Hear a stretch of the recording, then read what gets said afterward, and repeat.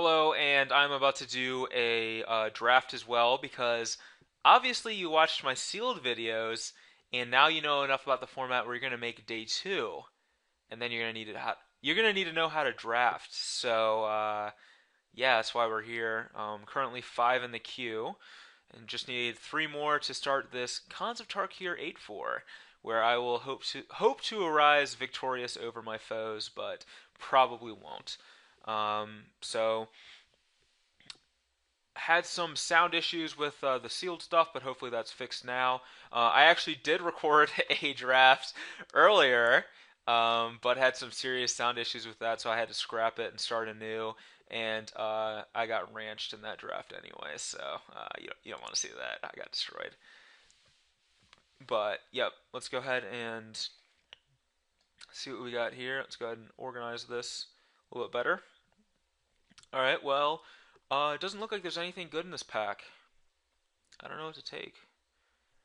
I mean, I guess we could take.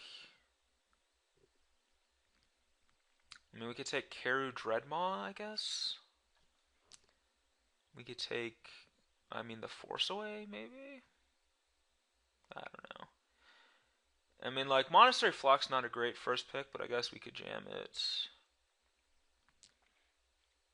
Yeah, this is just a really hard pack. Man, what to take? I'm just at a loss. There's just so many average cards in this pack and nothing good. There's no seriously busted card in this pack that we would want to take. And it's just really hard to make a decision. Except for this Crater's Clause, which is busted. And I'll be taking that. So, yeah. That's an easy Crater's Clause card. It's just really good. And nothing else even compares. So. Alright, well, this pack actually is a little bit harder for us here. So, Hordling Outburst Standard All Star, not as good in Limited, actually. Not nearly as good. So, I don't think I want to take that card. It's really not a powerhouse. The rare's gone. This is actually a really hard pack. I want to just take this Chief and draft some sort of a Mardu deck, but that's not really my style. I like these kind of dirtily control decks, but there's nothing in here that's really that great in a dirtily control deck either. So, yeah, we'll go ahead and take the Chief and see how that plays out. But I might abandon it because I'm not sold on that. We'll see what's in this pack. All right, so this is the kind of pack that will cause me to abandon that Chief of the Edge. Um, and nothing really in here that's that great for Mardu. And there's a Treasure Cruise, and I love Treasure Cruise. Treasure Cruise is a powerful magic card. It is good in every format, including Limited, and Standard, and Modern, and Legacy, and apparently Vintage as well, though I don't play that format. But yeah, Cruise is just so good that I'm just willing to always take it. Tuskguard Captain's pretty sweet, and I would go Cruise, then Thornwood Falls, then Tuskguard are the three cards I would take out of this pack. But yeah, let's go ahead and take that Cruise. Oh, wow, this pack is gassy. Man. Alright, so we got fixing. So, I want to say a thing about my draft strategy is I like to take fixing and powerful cards, and those are the only kinds of things I like to take. So taking that Chief of the Edge kind of sucks because it's not fixing or powerful, but whatever. So here, I want to take this Sultai Charm because it's really powerful. I want to take this Riverwheel Aerialist because it's also really powerful, and I also want to take this because it's a land. But my philosophy is I want to take the more powerful cards over the land. So it's one of these two, and I don't know which one it is. They're both really good. When in doubt, though, I'm going to take the removal spell. No, I'll actually take the aerial list because it leaves us more open. We might end up just straight teamer. I don't know if I'm going to be Sultai yet, so we'll take that. Oh, wow. God, this pack is gas. This is insane. Wow. Alright, so Wooly locks it on. one of my favorite green creatures in the format. Sultai Charm again, just a super powerful removal spell, or just a powerful spell. And then Kintree Invocation, which may be more powerful than both of these. So wow, this pack's loaded, but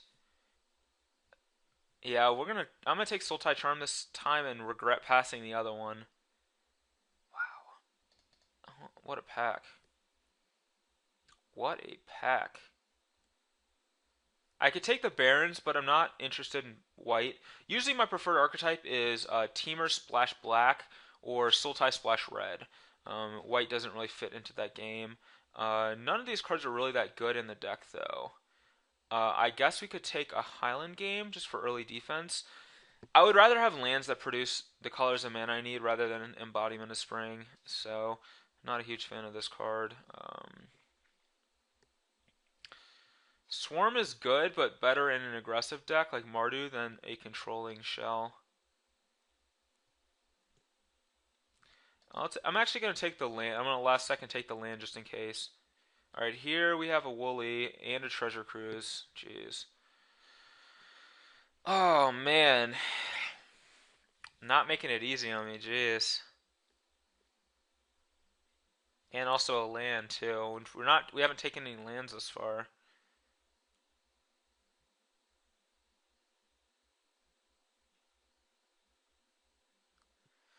Since we already have a Treasure Cruise, I think I'm going to take Woolly Loxodon. Although he's probably replaceable.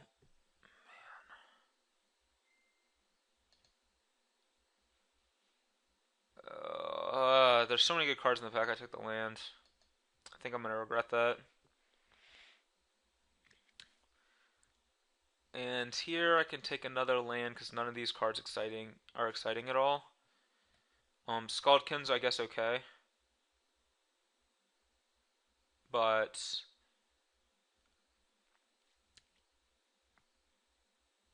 hmm,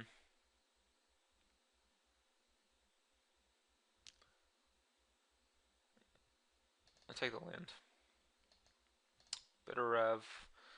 Um, Bitter Revelation I like a lot because it fuels our graveyard for cards like this. So we'll probably take that. I think this card's underrated, and this card is not that awesome, but we might want some number of these types of cards at some point. And then here we have a Rakshasa Secret, which is a great enabling card. Um, I don't foresee myself playing a banner, so I'll just take the Tormenting Voice. And these are all real bad. I guess we'll take the Blazebringer. Here, I mean, it's just a bunch of crappy cards, so we'll take the banner. We'll take Unyielding Krumar. I don't think that went that well for us, and I think a lot of it was my fault. I just think I took the wrong cards. Like, I should have two Sultai Charms, and probably should have taken Woolly Loxodon over one of these lands. We have two white producing lands, but no white cards, so it's a little awkward. Dig Through Time. That is a no-brainer. This time I'm not going to give you the old wheel around like I did with the Crater's Claws. We're just going to snap that off real fast. And that makes my decision to not take that Treasure Cruise awesome because now we have a dig and a cruise. So I don't really want more of this kind of effect, I don't think. So we'll take this. Wow. Okay. So we have two great lands, Bivouac, Swiftwater Cliffs. There is also this Sultai Ascendancy in the pack. And this card's really good.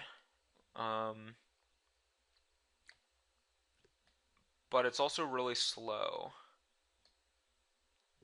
So I think I have to take the land here at this point. I just have to get lands, so some more lands.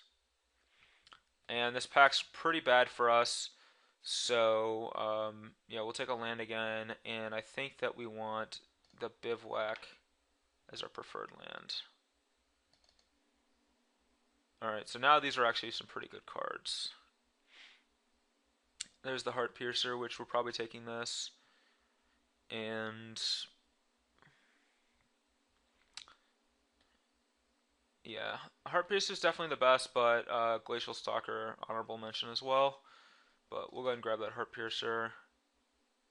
And now we have a Ponyback, a Grizzly. I like Grizzly a lot. Um, really for me, since we're not really into white yet, even though we have a couple of white lands, it's either Grizzly or Burnaway. And I think it's just Burnaway. It's just the more powerful card. I'll take that. And now we can take another Rakshasa Secret, which I really like this card a lot, and it goes really well with our Treasure Cruise Dig setup. But I think that we just need creatures at this point, so I'm going to take Sagu Archer. And,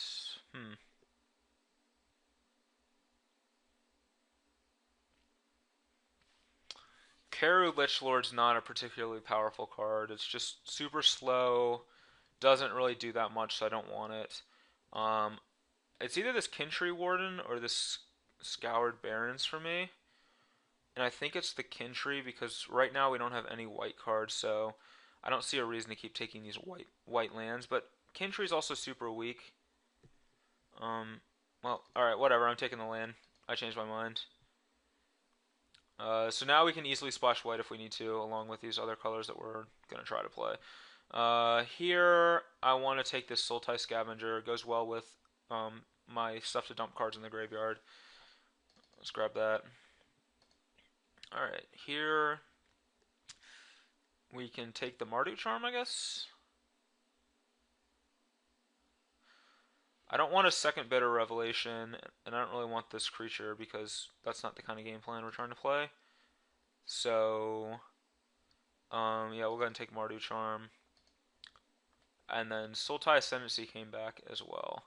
Man, we could build a pretty good Mardu deck, actually. Like, we have Chief of the Edge, Chief of the Scale.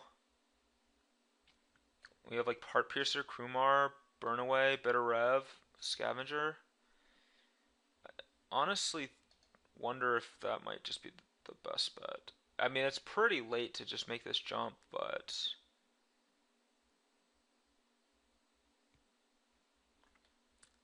I don't think that. Wow, this is kind of a train wreck. We are train wrecking. Uh, we could play Mardu Splash Blue. Why not? I'm not playing has to attack every turn guy. That's not gonna happen. Alright, well.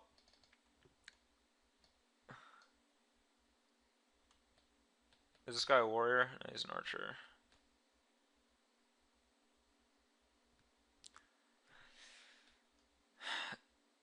This is a little awkward.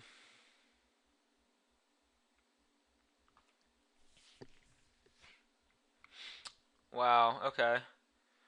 So we have a Narset, which would be kind of sweet in our deck.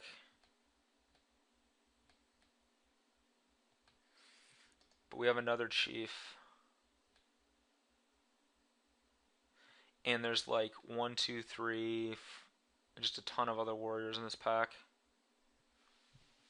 I think I'm just gonna go the warrior. I'm gonna go the warrior plan. We'll try that out, see how that works. Oh wow, jeez.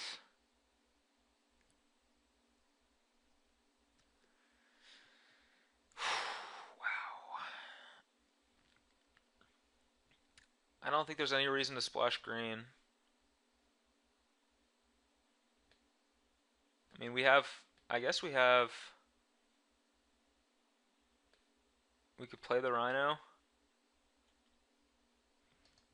I think it's just Murderous Cut. I'll take the cut. Mardu Ascendancy. I'll take that. All of a sudden, we just have this ridiculous Mardu deck. I don't know if I would say ridiculous, but it's getting there. I guess we'll take the pony back. I don't know if that's actually that good, though.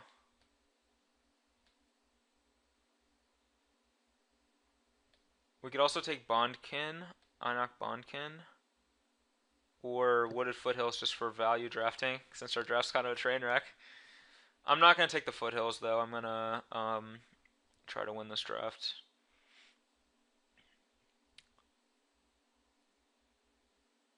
All right, let's go ahead and take.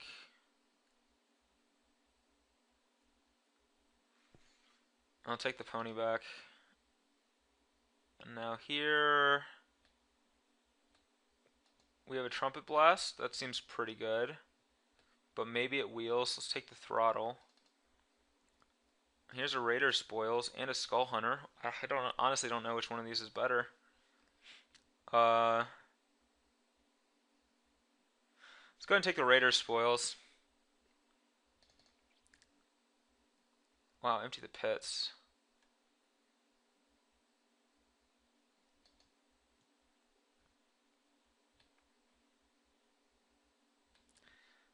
I feel like that's going to be hard to cast in our deck, so as sweet as it is, I'll take Alabaster Kieran, which is actually a really good card. And then this pack's kind of weak. I guess we can take Active Treason. Or I mean, Disowned Ancestors is a warrior. So is Krumar Bonkin. Better than this guy, I'm pretty sure. And Mardu Hateblade's a warrior. Defiant Strike's also really good, but we just want more warriors. And Defiant Strike or Rakshasa Secret number 2.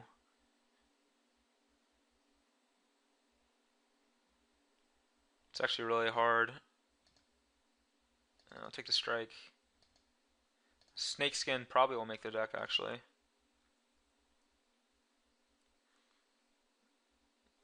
I'll take Cranial Archive, I guess. Another Tormenting Voice.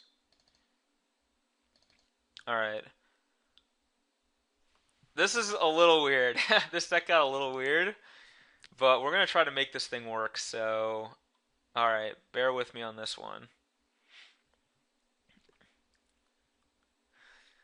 I don't know if what I did was right, but I'm I don't know if making the switch into Mardu was right, but it just seemed like it was so open. And I passed so many good Mardu cards. So, alright, let's get everything out of here that can't be played in Mardu. Which is Sultai Charm. That's pretty much it. Okay. Some of these lands. I really only have 2 lands. But that's fine. We might splash. Alright, so we have Crater's Claws. 2 Tormenting Voices. Defiant Strike. Snake Skin. Another Tormenting Voice. We have Charm and Ascendancy and Rakshasa's Secret. Dutiful Return, I don't want to play that card. We have a Raider Spoils and a Bitter Rev. We have a Krumar Bonkin, a Ponyback Brigade, an Einok Tracker, a Burnaway, a Throttle, and a Murderous Cut, and a Sultai Scavenger.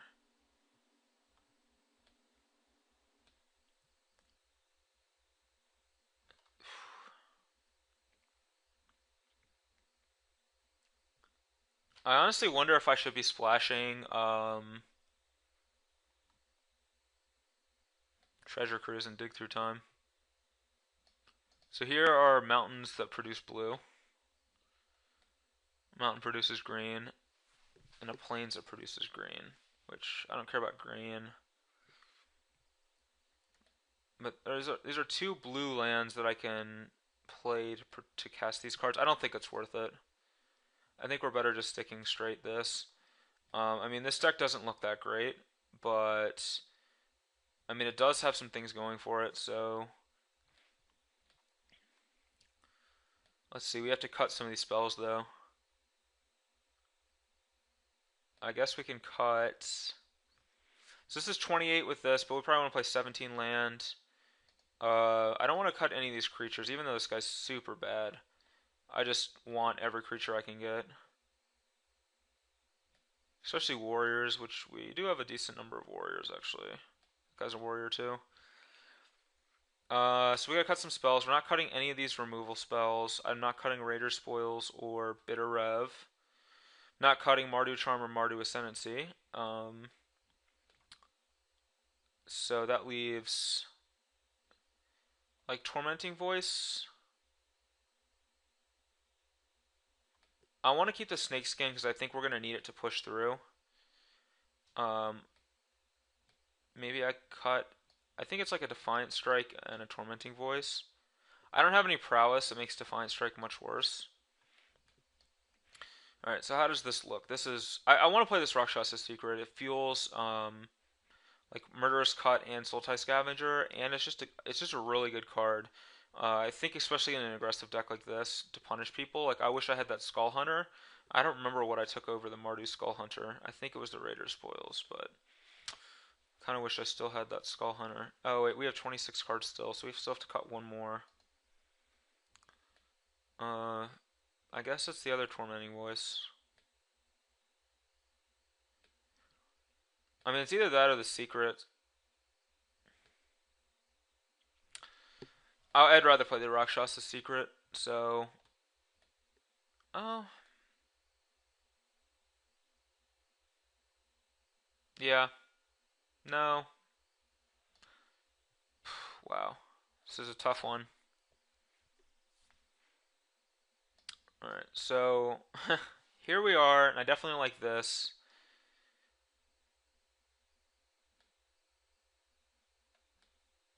Like this is a good solid build here.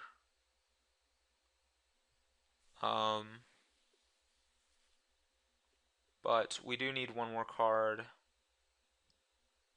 and it's one of these three. It's a secret, a tormenting voice, or a defiant strike. See, defiant strike. I don't know if defiant strike really does anything. I mean, it lets our 2/3s kill 3 toughness guys. I don't think that's really that relevant. I mean, it's just a cheap extra point of damage that cantrips. Tormenting Voice is just a good.